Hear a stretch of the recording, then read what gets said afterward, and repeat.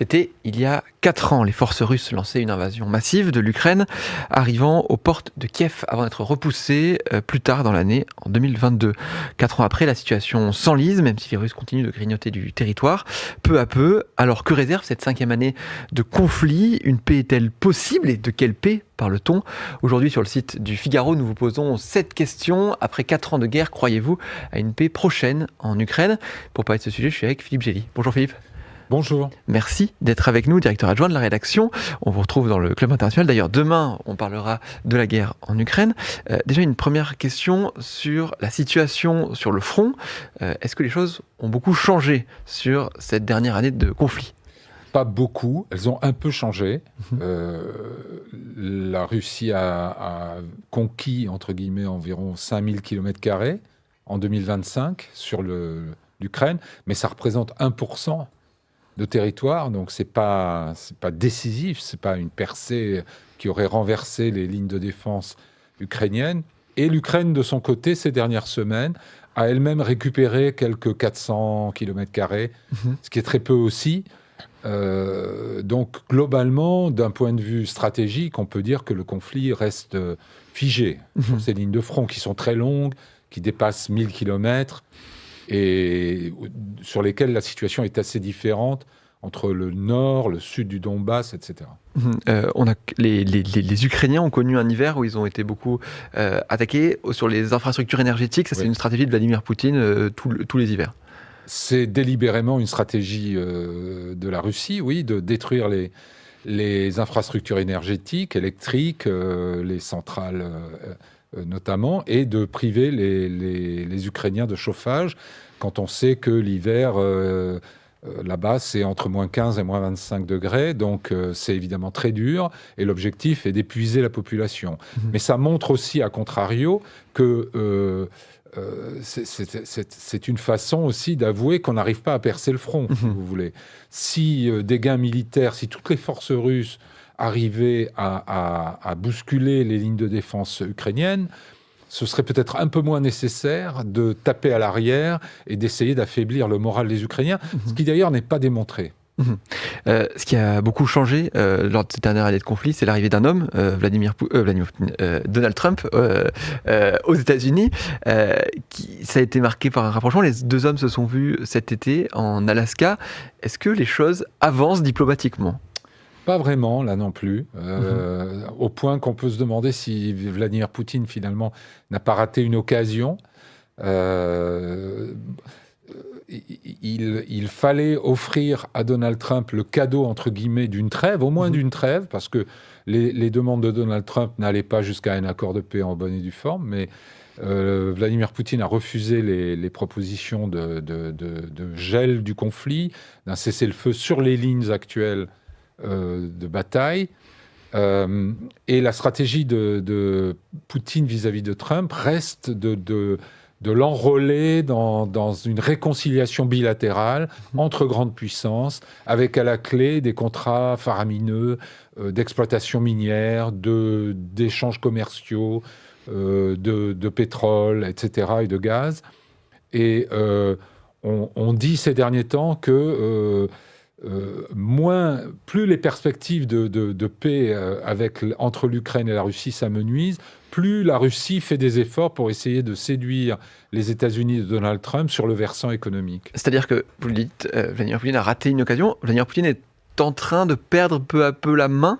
Est-ce qu'on peut le voir comme ça? Pas tout à fait, mais disons qu'il essaie de garder les bonnes inclinations de Donald Trump envers la Russie, envers lui-même, lui-même Vladimir Poutine, envers son système de pouvoir, son régime, que cette verticale du pouvoir russe que Donald Trump admire d'une certaine manière, comme il l'admire d'ailleurs chez Xi Jinping en Chine.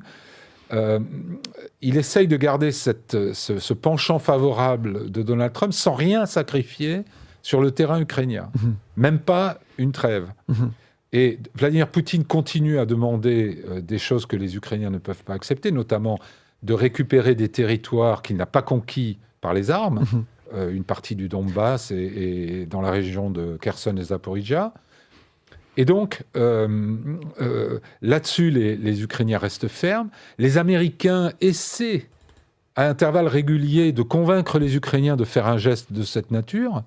Donald Trump a encore dit il y a peu de temps il va falloir que Zelensky songe à bouger, comme si la responsabilité de l'échec des négociations pour l'instant pesait sur l'Ukraine. Il faut rappeler que l'Ukraine a accepté d'emblée cette proposition américaine d'un cessez-le-feu et d'un gel du conflit sur les lignes de front, le temps d'amorcer des discussions de fond. C'est la Russie qui a refusé. Et donc, tout le jeu de Poutine, c'est de ne rien lâcher sur l'Ukraine, tout en essayant de garder les faveurs de Donald Trump.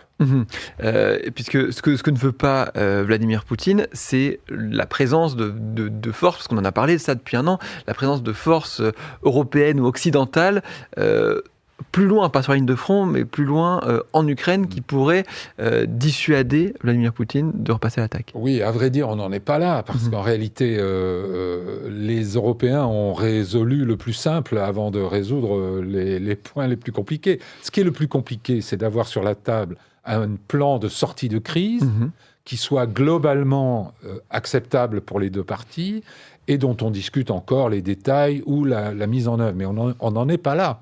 Donc les Européens, eux, en cas de cessez-le-feu et d'accord de trêve, sont prêts, disent-ils, à déployer des forces de réassurance qui ne seraient pas sur la ligne de front, mais qui contribueraient à surveiller le cessez-le-feu et qui joueraient, comme vous le dites, un rôle de dissuasion en deuxième ligne au cas où la Russie attaquerait de nouveau délibérément l'Ukraine.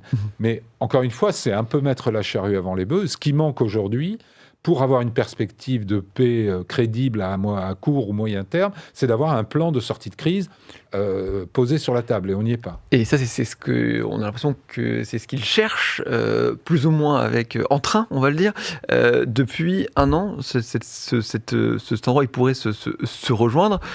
Aujourd'hui, on n'y est pas sur un an, et on voit mal finalement comment est-ce qu'on trouverait un accord. Ou pas. Écoutez, tant que Vladimir Poutine ne subit aucune pression des États-Unis pour réduire ses demandes, et que dans ces demandes, il y a des choses aussi difficiles à accepter pour un pays qui combat et résiste depuis 4 ans, que des abandons de territoire gratuitement à l'ennemi, on ne voit pas comment sortir de ce cercle vicieux. En réalité, les cyniques pourraient dire que, y compris les Européens et les Américains, font eux aussi une course de lenteur. C'est-à-dire que tout le monde a l'air pressé de mettre fin à cette guerre, mais sur le fond, personne n'est vraiment pressé, sauf à considérer... personne ne fait passer le quand avant le comment. Voilà, c'est comme ça qu'il faut le comprendre, c'est-à-dire que même les Ukrainiens qui souffrent, qui ont du mal à tenir un front, encore une fois, très étendu sur plus de 1100 km, même eux attachent plus d'importance aux conditions qu'on va leur imposer, à l'avenir qu'on va leur permettre d'avoir, aux valeurs qu'ils estiment défendre et auxquelles ils veulent se raccrocher, plutôt que de savoir que ça va se terminer dans 3 semaines ou dans 3 mois. Et nos reporters qui sont allés sur le terrain, et il y a demain dans le Figaro un grand reportage de Patrick Saint-Paul que je recommande vraiment de lire, puisqu'il montre le portrait croisé, si vous voulez, entre Kharkiv, grande ville sur le front, bombardée continuellement, et Lviv, à l'ouest, un peu en retrait, mais parfaitement, en solidarité totale avec le reste du pays. Et on comprend la ferveur qui anime encore non seulement les combattants, mais les citoyens ukrainiens, qui défendent quoi ? Ils défendent leur indépendance, leur pays, leur liberté, la démocratie, toutes ces valeurs auxquelles nous, on a l'air de prêter des vertus secondaires. Pour eux, c'est très important parce que l'alternative, c'est Poutine et son régime autoritaire, et ils n'en veulent plus. Et vous avez parlé des Européens. Est-ce qu'aujourd'hui, les Européens affichent un front uni, enfin les Européens au sens large du terme, occidentaux, on peut le dire, non. sortant les États-Unis? Les Européens n'affichent jamais un front uni, sauf peut-être tout à la fin du processus, et après s'être divisés sur tous les sujets possibles. Mais on voit bien qu'aujourd'hui même, les Hongrois, la Hongrie de Viktor Orban, refusent d'entériner, oppose son veto à un nouveau train de sanctions contre la Russie. qu'il veut bloquer le prêt européen de 90 milliards d'euros à l'Ukraine. Les Slovaques de Fico sont sur la même longueur d'onde. Donc non, les Européens ne sont pas complètement unis. Ils sont globalement unis pour soutenir l'Ukraine. Ils sont actifs en ce sens, pas assez vite et pas assez fort pour remplacer l'abandon de facto qui s'est produit de la part des États-Unis. Mais il y a encore des divergences. Vous parliez des forces de réassurance. Jusqu'ici, il y a à peu près que les Français et les Britanniques, qui ne sont plus dans l'UE, pour avoir promis et engagé quelques milliers de soldats à faire ce travail de protection du cessez-le-feu.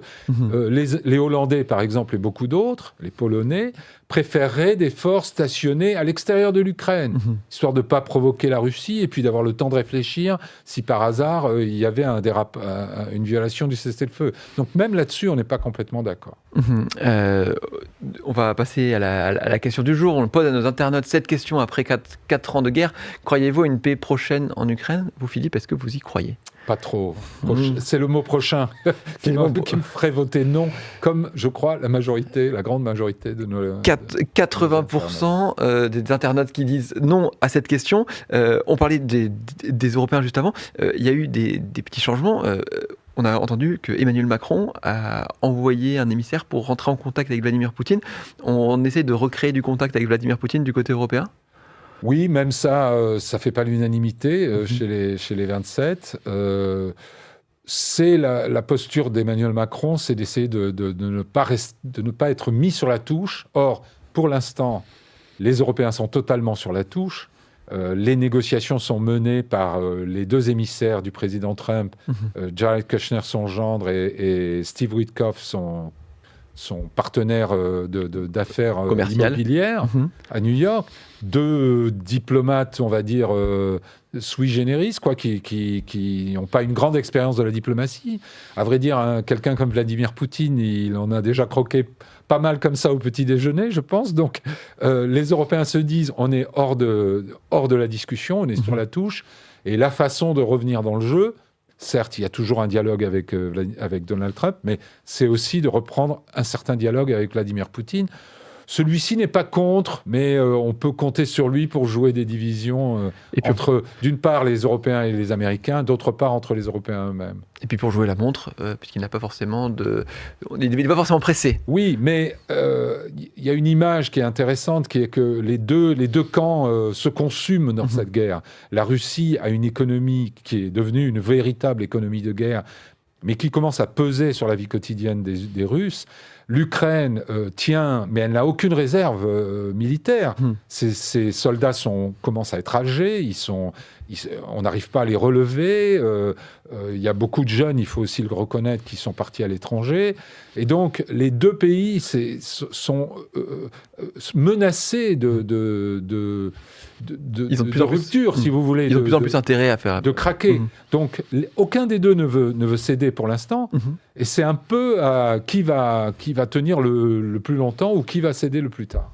Et on suivra ça. Merci beaucoup, Philippe Gély. Merci. En tout cas, d'avoir été avec nous. On vous retrouve dans le Club International demain. Et bien sûr, demain, le journal avec des pages spéciales sur cet anniversaire de la guerre en Ukraine, avec ce reportage à retrouver de Patrick Saint-Paul. Je vous souhaite une très bonne journée sur le site du Figaro.